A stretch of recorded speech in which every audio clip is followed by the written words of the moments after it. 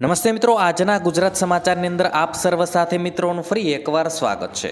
તો આજના સમાચાર વિશે વાત કરું તે પહેલાં તમને જણાવી દઉં કે વિડીયો ખૂબ જ અગત્યનો છે અને આજના સમાચારની અંદર ખેડૂત ઉપયોગી સમાચારો વિશે વાત કરેલી છે। તો વિડીયોને છેલ્લે સુધી જોતા રહેજો અને ચેનલને હજુ સુધી સબસ્ક્રાઇબ ના કરી હોય તો તે પણ કરી લેજો। તો મિત્રો વાત કરીએ આજના પ્રથમ સમાચારને લઈને। તો સીએના વિદ્યાર્થીઓ માટે રાહતના સમાચાર। મિત્રો, સીએના વિદ્યાર્થીઓ માટે સારા સમાચાર સામે આવ્યા છે। વાત જાણે એમ છે કે હવે ફાઉન્ડેશન ઇન્ટરમીડિયેટની પરીક્ષા 3 વખત લેવાશે। વિગતો મુજબ પહેલા વર્ષમાં 2 વાર લેવાતી પરીક્ષા હવે 3 વાર લેવાશે, જેમાં મે અને નવેમ્બર મહિનામાં લેવાતી પરીક્ષા હવે 3 વાર લેવાશે। ત્યારબાદ મિત્રો મહત્વના સમાચાર વિશે આગળ વાત કરીએ તો મતદાર પોતાના મતદાન બૂથની મુલાકાત લઈ શકશે। મિત્રો, ગુજરાતમાં 26 લોકસભા તેમજ 5 વિધાનસભા બેઠકો પર આગામી 7 મેના રોજ યોજાનાર મતદાનને લઈ ભારતીય ચૂંટણી પંચ દ્વારા મતદાનના દિવસે મતદારો મતદાન કેન્દ્ર તેમજ બૂથ શોધવા માટે ગોથે ન ચડે તે માટે ચૂંટણીના 10 દિવસ પહેલા રાજ્યના તમામ મતદાન મથકો ખુલ્લા મુકાશે, તેમજ દરેક મતદાન મથક પર મતદાર જઈને પોતાના બૂથની મુલાકાત લઈ શકશે। તેમજ એટલું જ નહીં, મતદાન મથક નજીક વાહન પાર્કિંગ ક્યાં કરી શકાશે, સ્લીપ ક્યાંથી મેળવી શકાશે, સિનિયર સિટીઝન માટે શું વ્યવસ્થા કરવામાં આવી છે તેવી તમામ બાબતોની જાણકારી મેળવી શકશે। ત્યારબાદ મિત્રો મહત્વના સમાચાર વિશે આગળ વાત કરીએ તો 75 રૂપિયાનું રોકાણ અને 14 લાખ રૂપિયા મળશે। મિત્રો, LIC તરફથી કન્યાદાન પોલિસી હેઠળ તમે તમારી દીકરીઓના શિક્ષણ અથવા લગ્ન ખર્ચમાં મદદ મેળવી શકો છો। તમે આ પ્લાનમાં દરરોજ માત્ર 75 રૂપિયાનું રોકાણ કરી શકો છો। જો તમે એક કન્યાદાન પોલિસીમાં રોકાણ કરવા માટે પાત્ર છો તો તમે દરરોજ 75 રૂપિયાનું રોકાણ કરી શકો છો। જો તમે ઈચ્છો તો તમે દર મહિને 2250 રૂપિયાનું રોકાણ પણ કરી શકો છો। તમારે આ રોકાણ 25 વર્ષના સમયગાળા માટે કરવાનું રહે છે અને આ કિસ્સામાં તમને મેચ્યોરિટી પર 14 લાખ રૂપિયા આપવામાં આવશે। ત્યારબાદ મિત્રો મહત્વના સમાચાર વિશે આગળ વાત કરીએ તો સોનાના ભાવમાં ધરખમ વધારો। મિત્રો, આજે શનિવારે સોનાના ભાવમાં 100 રૂપિયાનો ઘટાડો થયો છે અને ચાંદીના ભાવ સ્થિર જોવા મળ્યા છે। નવી કિંમતો બાદ સોનાનો ભાવ 74,000 અને ચાંદીનો ભાવ 86,000ની આસપાસ પહોંચી ગયો છે। 22 કેરેટ સોનાની કિંમત 68,210 રૂપિયા અને 24 કેરેટ સોનાની કિંમત 74,390 રૂપિયા બોલાઈ રહી છે। ત્યારબાદ મિત્રો મહત્વના સમાચાર વિશે આગળ વાત કરીએ તો કેસરિયા થયા દૂરદર્શનનો લોગો। મિત્રો, પ્રસાર ભારતીએ દૂરદર્શનની ન્યૂઝ ચેનલ ડીડી ન્યૂઝના લોગોનો રંગ લાલથી બદલીને કેસરી કરી દીધો છે। ડીડી ન્યૂઝે તેના અધિકૃત એક્સ એટલે કે ટ્વિટર હેન્ડલ પર માહિતી આપતા કહ્યું હતું કે હવે અમે નવા અવતારમાં ઉપલબ્ધ છીએ। એક એવી યાત્રા માટે તૈયાર થઈ જાઓ જે પહેલાં ક્યારેય નથી જોવા મળે। જો કે વિપક્ષ આ ફેરફારથી નારાજ છે। ટીએમસી રાજ્યસભાના સાંસદ જવાહર સરકારે તેને દૂરદર્શનનું ભગવાકરણ ગણાવી તેની ટીકા કરી છે। ત્યારબાદ મિત્રો મહત્વના સમાચાર વિશે આગળ વાત કરીએ તો 26 લોકસભા અને 5 વિધાનસભા પર કેટલા ફોર્મ ભરાયા। મિત્રો, ગુજરાતની 26 લોકસભા બેઠક પર ચૂંટણી ફોર્મ ભરવા માટેનો સમય પૂર્ણ થઈ ગયો છે। રાજ્યની તમામ બેઠક પર કુલ મળીને 658 ફોર્મ ભરાયા છે। સૌથી વધારે ગાંધીનગર 53 ફોર્મ ભરાયા છે। અમદાવાદ પૂર્વમાં 44, નવસારીમાં 35, વડોદરામાં 34, જામનગર 32, ભાવનગરમાં 30 ફોર્મ ભરાયા છે। રાજ્યની 5 વિધાનસભામાં જોઈએ તો વિજાપુર 15, વાઘોડિયા 13, પોરબંદર 11, ખંભાત 10, માણાવદરમાં 9 ફોર્મ ભરાયા છે। ત્યારબાદ મિત્રો મહત્વના સમાચાર વિશે આગળ વાત કરીએ તો રાજકોટવાસીઓ માટે સારા સમાચાર। મિત્રો, મે મહિનાથી રાજકોટને નવી 100 CNG બસો મળશે, જેમાં તબક્કાવાર જૂની ડીઝલની સીટી બદલીને નવી બસો દોડશે। જૂની 52 બસો ધુમાડા કરતી ડીઝલવાળી સિટી બસો હતી। હવે રાજકોટના લોકોને આવી બસોમાં મુસાફરી કરવી નહીં પડે। જણાવી દઈએ કે સરકાર પાસે ઇલેક્ટ્રિક અને CNG બસની માંગ કરવામાં આવી હતી, તેથી સરકાર હાલ 100 CNG બસ આપવાની છે। ત્યારબાદ મિત્રો મહત્વના સમાચાર વિશે આગળ વાત કરીએ તો વિધવા મહિલાઓને 1250ની સહાય। મિત્રો, ગુજરાત સરકારે વિધવા મહિલાઓને સહાય કરવા માટે ગંગા સ્વરૂપ યોજના શરૂ કરી છે। જે મહિલાઓએ કોઈ પણ કારણોસર તેમના પતિ ગુમાવ્યા છે તેમને 1250 રૂપિયા માસિક ભથ્થું આપવામાં આવશે। 2019થી આ યોજનામાં 1000 રૂપિયાની રકમ વધારીને 1200 રૂપિયાના કરવામાં આવી છે। આ યોજનાનું નામ અગાઉ વિદ્યા સહાય યોજના હતું.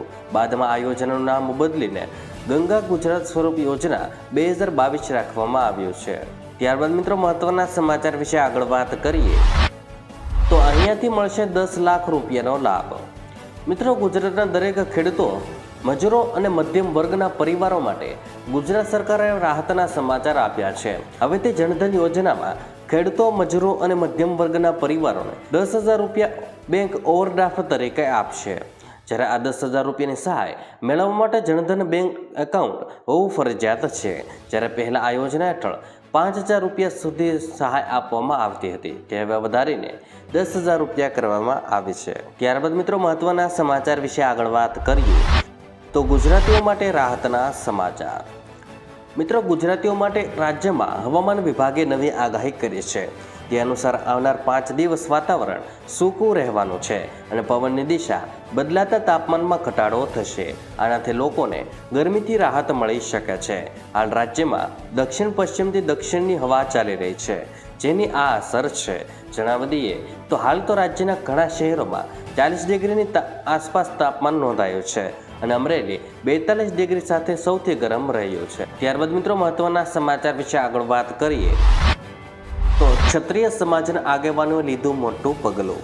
મિત્રો રૂપાલા સાથેના વિવાદ વચ્ચે ક્ષત્રિય સમાજના આગેવાનોએ ગુજરાત હાઈકોર્ટમાં એક PIL કરી છે. પોલીસની દમનગીરી મુદ્દે હાઈકોર્ટમાં જાહેર હિતની અરજી કરવામાં આવી છે. ક્ષત્રિય સમાજના આગેવાનોએ કાળા વાવટા સાથે શાંતિપૂર્ણ માહોલમાં વિરોધ કર્યો છે. કહ્યું છે કે આ હક હોવા છતાં અટકાયત કરે તે યોગ્ય નથી. અરજીમાં તેનો ઉલ્લેખ કરવામાં આવ્યો છે અને આ મુદ્દે સોમવારે હાઈકોર્ટમાં સુનાવણી થઈ શકે છે. ત્યારબાદ મિત્રો મહત્વના સમાચાર વિશે આગળ વાત કરીએ તો ખેડૂતો માટે તકેદારી.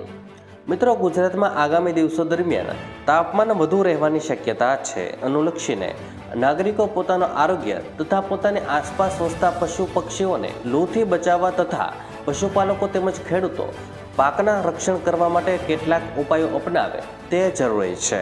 ખેડૂતોએ ઊભા પાકને હળવું તેમજ સારવાર સિંચન કરવું જોઈએ. પશુઓને છાંયડામાં રાખો અને તેમને શુદ્ધ અને ઠંડુ પાણી પૂરતા પ્રમાણમાં આપતા રહો. તેમની પાસેથી સવારના 11 વાગ્યાથી બપોરના 4 વાગ્યા સુધી કામ ન લો. ત્યારબાદ મિત્રો આગળ વાત કરીએ તો હવામાન નિષ્ણાત પરેશભાઈ ગોસ્વામીનું કહેવું છે કે 25 એપ્રિલ સુધી હીટવેવ રહેશે. પરેશભાઈ ગોસ્વામીએ કહ્યું છે કે હાલ 2016 અને 2018 પેટર્ન મુજબ તાપમાન જોવા મળી રહ્યું છે. 2016, 18 અને 2024 10 વર્ષમાં સૌથી વધુ ગરમ વર્ષ રહ્યું છે. આગામી દિવસોમાં હજુ પણ તાપમાનમાં વધારો થશે અને સૌરાષ્ટ્રમાં રાજકોટ, અમરેલી, જૂનાગઢ અને સુરેન્દ્રનગરમાં ઊંચું તાપમાન રહેશે તેવું તેમણે કહ્યું. ત્યાર પછી મિત્રો આગળ વાત કરીએ તો શિયાળા અને ઉનાળા કરતાં ચોમાસાની સિઝનની સૌથી વધુ લોકોમાં ચર્ચા રહેતી હોય છે, કારણ કે ચોમાસા પર જ ખેતી નિર્ભર રહે છે અને આવામાં વરસાદનું સાચું મહત્વ તો ખેડૂતોને જ હોય છે. ચોમાસામાં વરસાદ કેટલો પડશે તેની હંમેશા પણ આપણે ઉનાળાથી રાહ જોતા હોઈએ છીએ. અને મિત્રો હાલમાં 2 થી 3 વર્ષથી હવામાન ઉપરાંત હવામાન નિષ્ણાંતો પર વરસાદને લઈને અવારનવાર આગાહી કરતા હોય છે. ત્યારે હવે અંબાલાલ પટેલ મેદાને આવ્યા છે અને દેશમાં જૂનથી લઈને સપ્ટેમ્બર સુધી 106% જેટલો વરસાદ થવાનું અનુમાન લગાવ્યું છે. મિત્રો એક બાજુ હવામાન નિષ્ણાંતે કહ્યું છે કે ચાલુ વર્ષે ચોમાસું સારું રહેશે અને ચોમાસામાં સારો વરસાદ તે માટે અનેક પરિબળો કામ કરતા હોય છે. તેમાંનું એક પરિબળ છે જેના આધારે ચોમાસું સારું રહેવાનું અનુમાન લગાવવામાં આવી શકે છે. મોન્સૂન એક્ટિવિટીમાં આંધી વંટોળ થતા આવતા હોય છે અને અરબ દેશમાંથી ધૂળકટ આવશે. એપ્રિલ અને મે મહિનામાં પ્રી મોન્સૂન એક્ટિવિટી થશે. આ દરમિયાન હવામાનમાં ભારે હલચલ જોવા મળશે અને ભારે પવનના કારણે બાગાયતી પાકને નુકસાન થવાની શક્યતાઓ છે. આ સાથે અરબ સાગરમાં હલચલ જોવા મળી શકે છે અને અંબાલાલ પટેલે જણાવ્યું છે કે 17 થી 24 મે આજુબાજુ અંદમાન નિકોબાર ટાપુ પર ચોમાસું સક્રિય થઈ શકે છે અને ત્યારબાદ તે ધીરે ધીરે રાજ્ય તરફ આવી શકે છે. મિત્રો કમોસમી વરસાદને લઈને આગાહી કરતા ખેડૂતોમાં મુશ્કેલી વધી છે. અંબાલાલ પટેલે જણાવ્યું છે કે 10 મે થી 14 મે વચ્ચે ઉત્તર અને મધ્ય ગુજરાતમાં આંધી વંટોળ સાથે વરસાદ વરસી શકે છે. 10 થી 14 મે વચ્ચે હવામાનમાં પલટો આવતા 20 મે બાદ ગરમીમાં વધારો થશે. તો ઉત્તર ગુજરાતના ભાગોમાં તાપમાન 44 ડિગ્રી સુધી જવાની આગાહી કરાઈ છે. આમ રાજ્યમાં આવનાર 20 દિવસોમાં ભારે ગરમી અને કમોસમી વરસાદની આગાહી કરાઈ છે. મહત્વનું છે કે વિશ્વના વૈજ્ઞાનિકોએ પણ આગાહી કરી છે કે અરબ સાગર ગરમ થવાને લઈ અરબ સાગરનો ભેજભર ઉનાળામાં પશ્ચિમ ભારતના વિસ્તારોમાં કમોસમી વરસાદ અને ચક્રાવતો લઈને આવશે. ત્યારે મે માસમાં ફરી આંધી વંટોળ સાથે કમોસમી વરસાદની આગાહીને પગલે ખેડૂતોને પાક નુકસાનથી બચવા આગોતરી તૈયારી કરવાની સલાહ અપાય છે. મિત્રો, રાજ્યમાં હવામાન વિભાગ દ્વારા આગામી દિવસોમાં ગરમીમાં રાહત મળવાની આગાહી કરાઈ છે.